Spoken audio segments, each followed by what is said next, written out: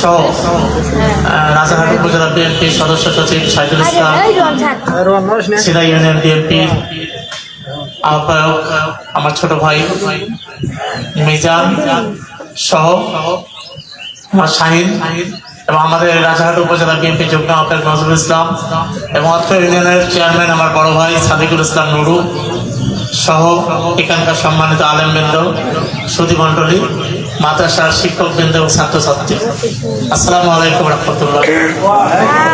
মহান রব্বুল আলামিন এমন একটি অনুষ্ঠানে পবিত্র রমজান মাসে আমাকে আসার তৌফিক দান করেছেন, এই জন্য আমি মহান রব্বুল আলামিনের দরবারে লক্ষ লক্ষ কোটি কোটি শুকর আলহামদুলিল্লাহ।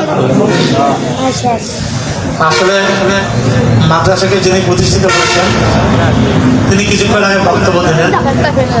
এত সুন্দর একটা পরিবেশে এইখানে একটি মাদ্রাসা প্রতিষ্ঠিত হয়েছে এবং এখানে আমি অত্যন্ত আনন্দিত যে আজকে 13 জন এখানকার ছাত্রকে পাখি প্রদান করা হবে, যারা আল্লাহর বিধানকে বুকে ধারণ করে তারা আজকে বিভিন্ন জায়গায় ইসলামের জন্য কাজ করবে, কাজ করবে।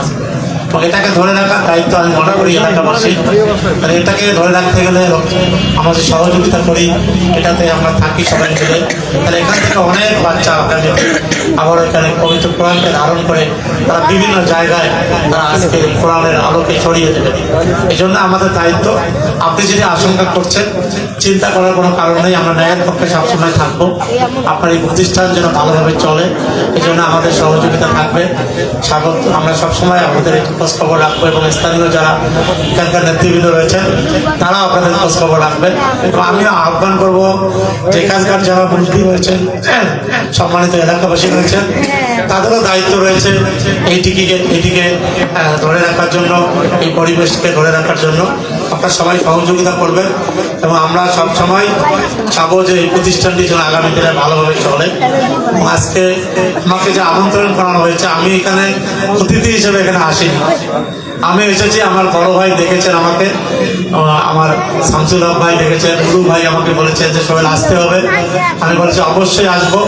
আমাকে দেখেছেন, আমি সেই ডাকার উপলক্ষে এসেছি, কোনো অতিথি হিসেবে কিন্তু আমি এখানে আসিনি। আমি সাধারণভাবে থাকতে চাই, আমি সবসময় সাধারণভাবে চলাফেরা করবো। আমি নির্বাচন করার পূর্বেও কিন্তু বলেছিলাম যে আমি কিন্তু নেতা হওয়ার জন্য নির্বাচনে দাঁড়াই। আমি বারবার বলেছি সিধা ইউনিয়নবাসীর প্রতি আমি কৃতজ্ঞ যে আপনারা আমাকে বিপুল ভোট দিয়ে বিজয় করেছেন। হয়তো আমি জয় হতে পারিনি, আল্লাহ তাআলার হুকুম ছিল না, আমি জয় হতে পারিনি। আমি সবসময় বলেছি আমি সাধারণভাবে চলাফেরা করবো, আমার চলাফেরা হবে সাধারণ। আমি সবসময় খাদেম হিসেবে কাজ করতে চেয়েছি। ইনশাআল্লাহ নির্বাচিত হয়নি, কিন্তু এতগুলো মানুষ আমাকে ভোট দিয়েছে, তাদের পবিত্র আমানত আমাকে দিয়েছে, এটাকে আমাকে রক্ষা করতে হবে। আমি সেই খাদেম হিসেবে সহজ ভাষায় বলতে চাই কামলা হিসেবে চলছে। কারণ আপনাদের সাথে ভালোবাসা নিয়ে বাঁচতে চাই।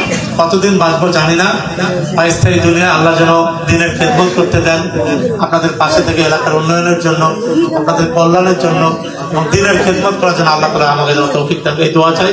আমার পক্ষ থেকে এই প্রতিষ্ঠানের জন্য এবং এলাকা এই সিনা ইউনিয়নের উন্নয়নের জন্য, সিনা ইউনিয়নবাসীর কল্যাণের জন্য যে কোনো কাজে যে কোনো সময় আমাকে ডাকবেন। আমি আপনাদের পাশে থেকে আপনাদের সাথে থাকি, আমি কাজ করার চেষ্টা করি। ধন্যবাদ আপনাদের সবাইকে। আমি আবার ধন্যবাদ জানাই, কৃতজ্ঞতা প্রকাশ করে আমার কথা শেষ করছি। আসসালামু আলাইকুম রহমতুল্লাহ।